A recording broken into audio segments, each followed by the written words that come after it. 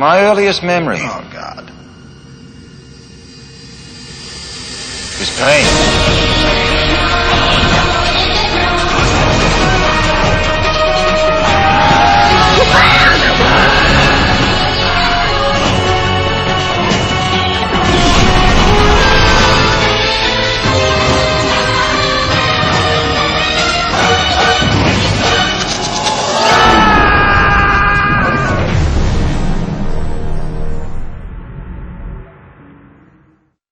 The notion of villain to me is, they always have charisma. I have travelled a long, long way just to see you again. Oh, They're not Henry Portrait of a serial killer. He's not a villain. He's a serial killer. So villains have a gilded existence in a way that they're allowed a certain levity to seduce the audience. Are you still angry with me? furious. Good. It adds enthusiasm to our encounters. No one in the audience wants to be a serial killer, but a lot of the audience want to be a villain. As an actor, you can never actually play a villain. You've got to play it. You always have to have a very strong action. You've got to be looking for something, or something's not being met, and therefore that's what you're going for. Emotional. I think even military dictators don't think of themselves as villains. Most of the really truly appalling behaviour that I see is brought about out of fear and anger and pain, and it comes out of this urge, and the best things and the worst things in humans come out of this urge to climb the mountain or find the truth or create beauty, or and the most appalling behaviour comes out of this urge to advance and destroy the wilderness and build a bigger building and win a bigger battle. He hasn't said a word. He's Luxon.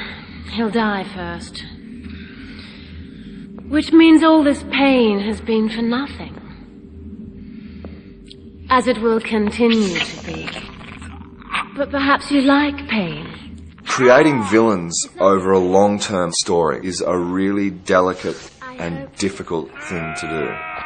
I think it's much easier in film, where the archetypes are much easier to establish and then maintain over time, but it's very difficult to maintain evil, if you like, through a character over a really long period of time, because the more information you find out about the villains, the more they lose the sense of danger.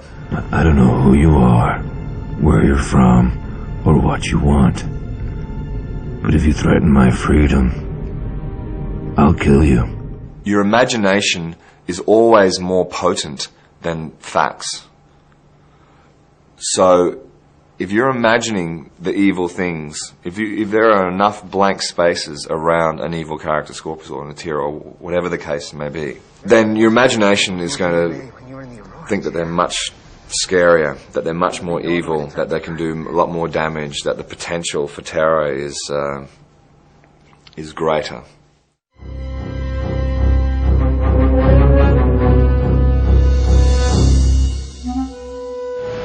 Human.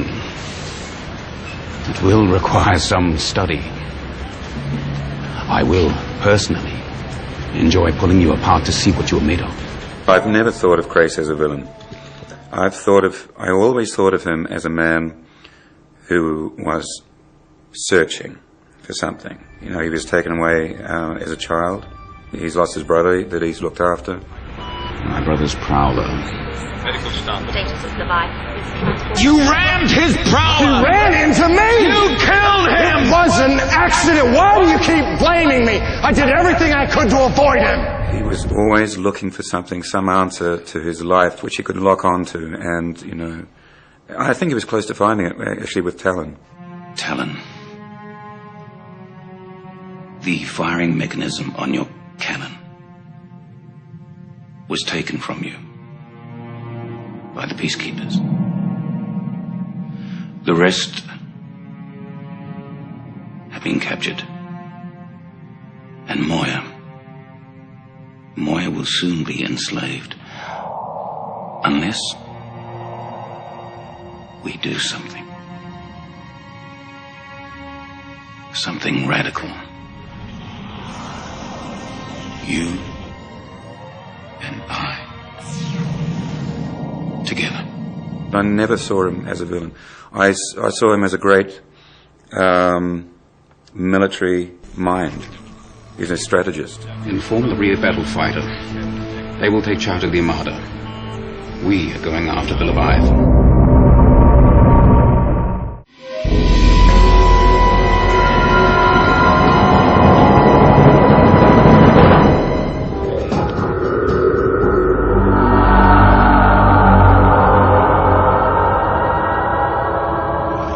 I played a villain. He's charismatic. No matter how, ugly he can get. People clap and cheer for him. I've no doubt. And also go, oh, no, damn, he did it. Now that my neurochip has absorbed the information I need from John's mind, we're finished here. Poor Crichton. It's going to be so lonely. Never mind. Villains are easy to deal with because they're going to lose. Ultimately, the villain loses. The hero defeats him. Scorpius doesn't lose. Hello, John. So in that traditional sense of villain, no. He crosses the line, I think. It's me, John. I'm still here. What? No.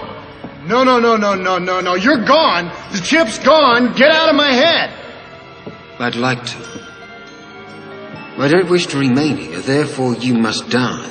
Your hero is only as good as the villain, and vice versa. The villain is only as effective or as charismatic as the hero. So they're these doppelganger existence, the hero and the villain. I am in control of me! No more John. Screw you! The reverse is more likely. His identity is very unclear. And that, again, is a powerful thing. The chameleon thing. Exactly what is he? Where does he fall? Is it up here or... Where is he? And that's his life's battle. Who's there?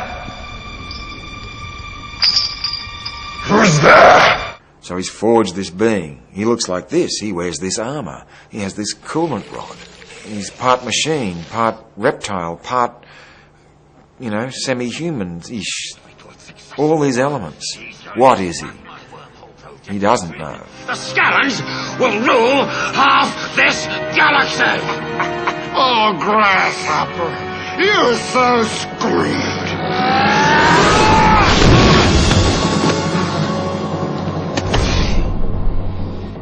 If I am screwed, John, things around here are going to get very ugly.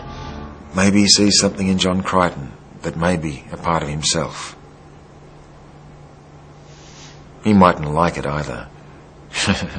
Oh, what's the matter, Scorpy? You don't look too good. Neither do you, Crichton. I got a piece of you and me, now you got a piece of me and you!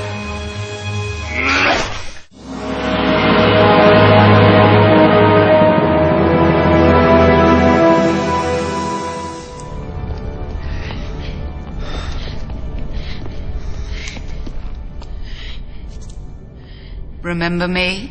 I think there's two ways to look at her. She, on a kind of global level, she symbolises the worst in, certain regimes and political systems and military systems that are violent and power hungry and all that sort of stuff. On a personal level, so I don't excuse her behaviour, but on a personal level, there was something desperately vacant at the core of her, and I think she was looking to fill it up. I reckon she was looking in a lot of the wrong places, but I think that, so it was kick. Will that be really fun? Oh, it was fun. It was good.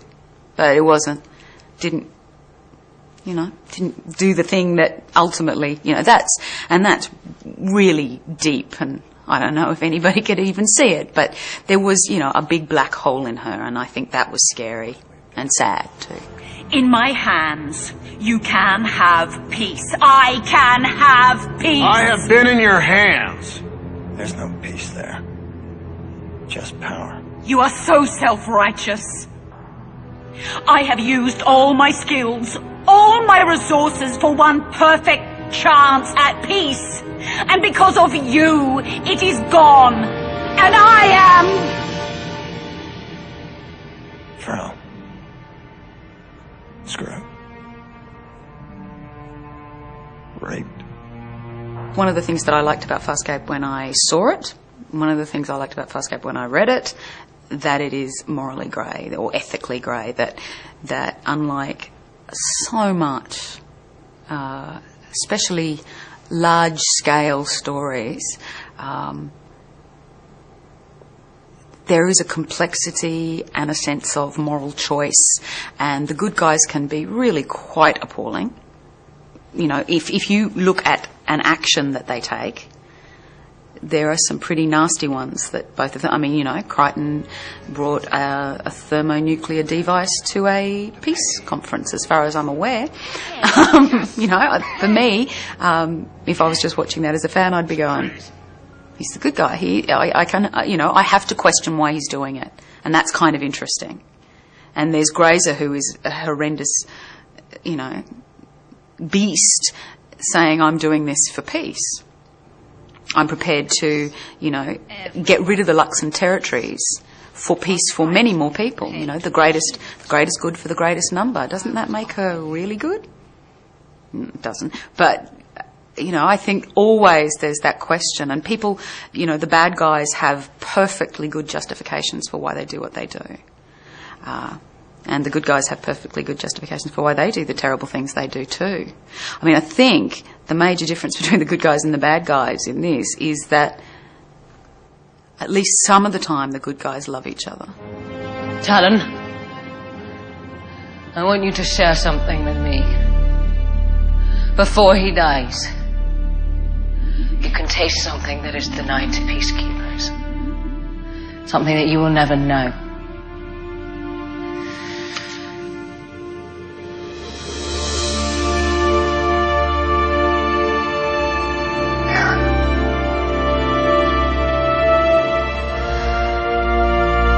You feel that? Good. Talon. That is what it is to need someone. Peacekeepers don't know love, really. They don't know familial love, they don't know sexual love. It's not part of that culture, which obviously affects every action that they take and every action that their hierarchy takes. And so the good guys, as, you know, as screwed up, really, as they are, and as selfish, and as bitter, and as, you know, squabbling, childish, but at core you have a sense that there's love there. The fact that there is at least that potential within them makes them perhaps more human. I would be lost without you. Then you'll never be lost.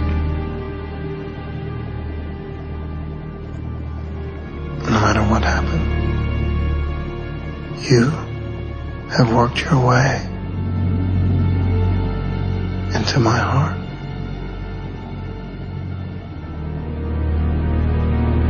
You've shown me that I have one.